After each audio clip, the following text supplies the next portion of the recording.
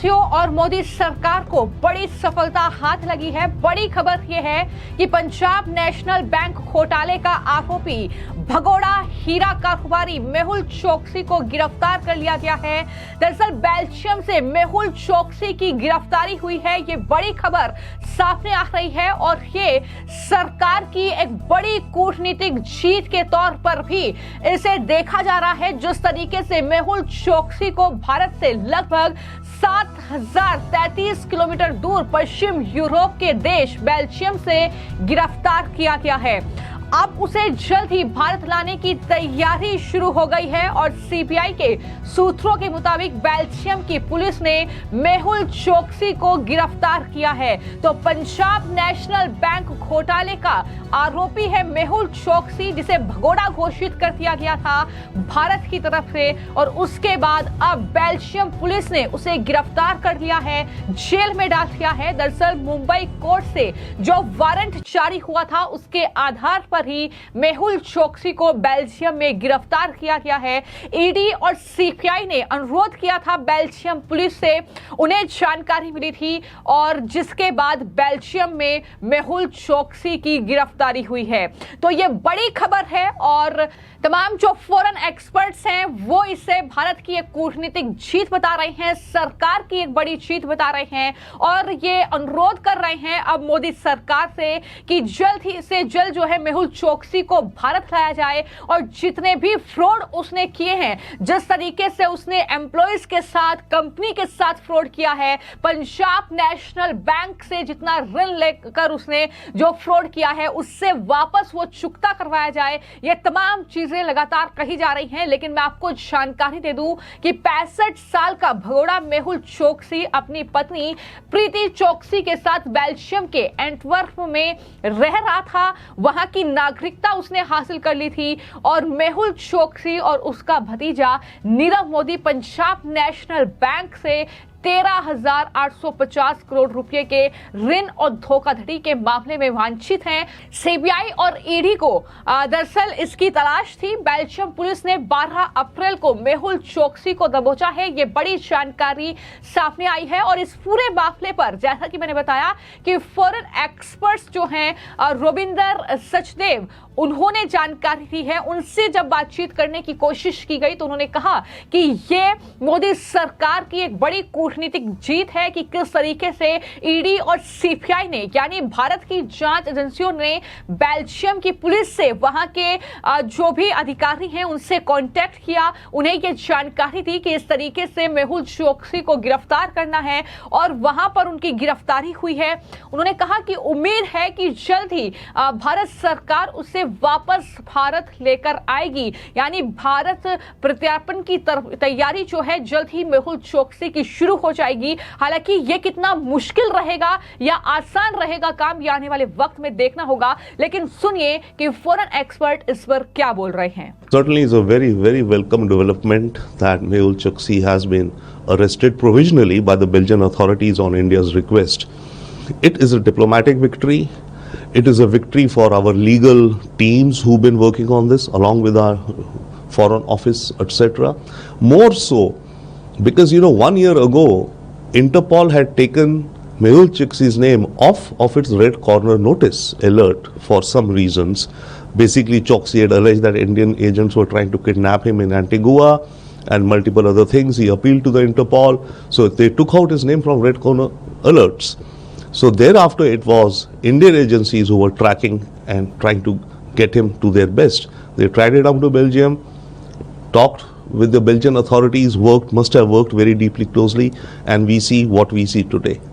So also Nirav Modi also the name Mehul Choksi, or they are in a connection between them?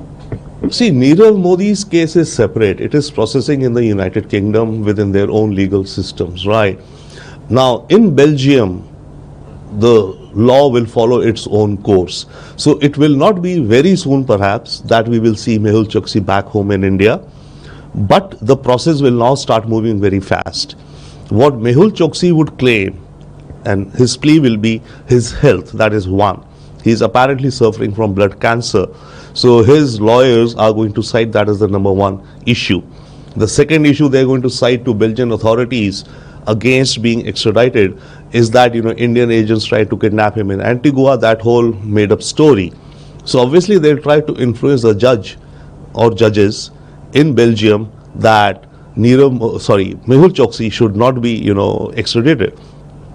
That will be a process that will take time, but I think India will follow it up diligently and we should hope to see him in India soon. तो हाल ही में सब जानते हैं कि मुंबई हमलों के mastermind Tahawwur Rana को भारत लाया गया है और ये भी सरकार की एक बड़ी सफलता के तौर पर देखा जा रहा है। और उसके बाद अब क्या पंजाब नेशनल बैंक घोटाले का आरोपी, जिसका इंतजार 7 साल से हो रहा था कि कब वो शिकंजे में आएगा और कब उसकी भारत लाने की प्रक्रिया शुरू होगी, लेकिन इसमें अब सरकार को बड़ी सफलता हाथ लग सकती है। दरअसल पीएनबी घोटाला सामने आने के हफ्तों पहले ही मेहुल चोकसी और नीरव मोदी ने जनवरी 2018 में देश छोड़ दिया था। इसके बाद मेहुल 2021 में एंटीगुआ देश से लापता हो गया था।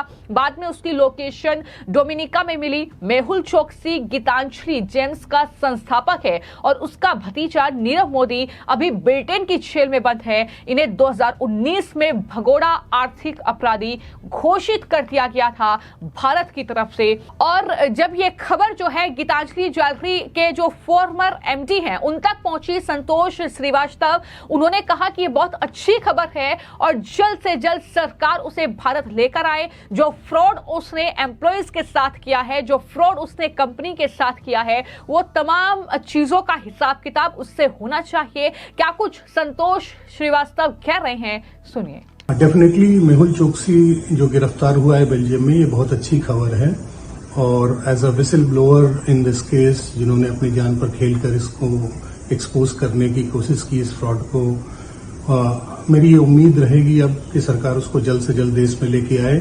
और न ही उससे पैसे जो बैंक के साथ फ्रॉड किया उस पैसे की रिकवरी हो, जो दूसरे उसने अपने business partners, franchises, channel partner, suppliers के साथ फ्रॉड किया उसकी रिकवरी हो, जो एम्प्लॉइज का लॉस हुआ उसकी रिकवरी हो। और इसके अलावा मैं ये भी कहना चाहूंगा कि जैसे एक खराब एप्पल से पूरे बागान का अंदाजा नहीं लगाया जा सकता है, पूरे बागान को दोष नहीं दिया जा सकता है, वैसे ही कुछ ऐसे लोगों के कारण जो इंडस्ट्री में आज फंडिंग एक बड़ा इशू हो गई है, ज्वेलरी इंडस्ट्री में, ज्वेलरी रिटेल इंडस्ट्री में funding is a big constraint now. इस पर भी सरकार को कुछ करना चाहिए और उसको थोड़ा बेटर करना चाहिए। तो भारतीय एजेंसियों को मेहुल चोकसी के बेल्जियम में होने की जानकारी मिली, जैसा कि मैंने बताया, और इसके बाद वहां के अधिकारियों से सीबीआई ईडी ने संपर्क किया और मामले की पूरी जानकारी साझा की। भारत ने बेल्जियम में मेहुल चोकसी के प्रत्यार्पण का अनुरोध किया है। इसके बाद बेल्जियम पुलिस ने मेहुल चोकसी की निगरानी शुरू की ताकि वो फरार ना हो सके। दूसरी तरफ उसके खिलाफ जांच अभी जारी रही और पुख्ता सबूत मिलने के बाद बेल्जियम पुलिस ने उसे गिरफ्तार कर लिया। तो यह थी गिरफ्तारी की पूरी प्रक्रिया और कुछ दिन पहले ही मेहुल चोकसी के खिलाफ जारी इंटरपोल नोटिस को हटा लिया गया था। इसके बाद भारत ने प्रत्यार्पण के माध्यम से चोकसी को लाने की योजना बनाई। सीबीआई और ईडी ने बेल्जियम से संपर्क साधा।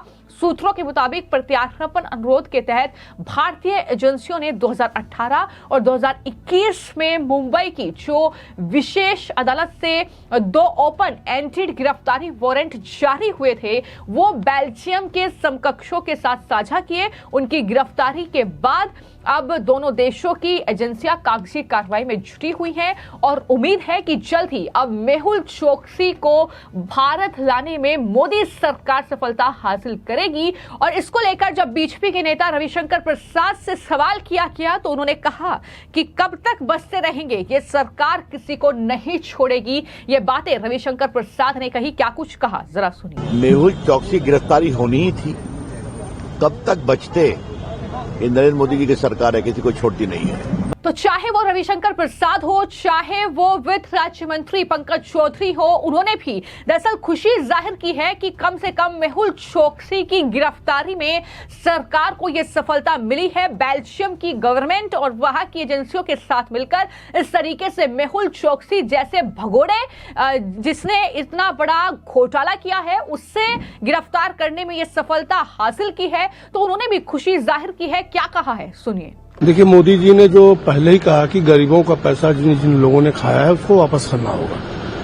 प्रदेश में सभी के खिलाफ कार्रवाई चल रहा है। मेहुल चोकसी पकड़ा गया है, निश्चित तौर से बहुत बड़ी सफलता। और एक कॉर्नर नोटिस था वो भी अभी उसका प्रत्यार्पण करना ये भी चुनौती है। सब पे प्रयास चल रहा है। तो मेहुल चोकसी की गिरफ्तारी के बाद अब सबसे बड़ा सवाल यही है कि कब भारत आएगा भगोड़ा मेहुल चोकसी। हालांकि जल्द से जल्द भारत लाने की कोशिशें उसे तेज हैं, मगर बेल्जियम की कोर्ट में कानूनी अड़चनें प्रक्रिया में देरी कर सकती हैं, जैसा कि लगातार जानकारी मिल रही है। और जानकारी यह भी कि मेहुल चोकसी के स्वास्थ्य कारण है, उन्हें ब्लड कैंसर है, तो इसके बाद क्या कुछ आगे की कार्रवाई होगी, कितना जल्द से जल्द सरकार मेहुल चोकसी को भारत लाने में कामयाबी हासिल करेगी, या आने वाले वक्त में देखना होगा। फिलहाल आपकी इस खबर को लेकर क्या राय है, हमें कमेंट बॉक्स में जरूर लिखें।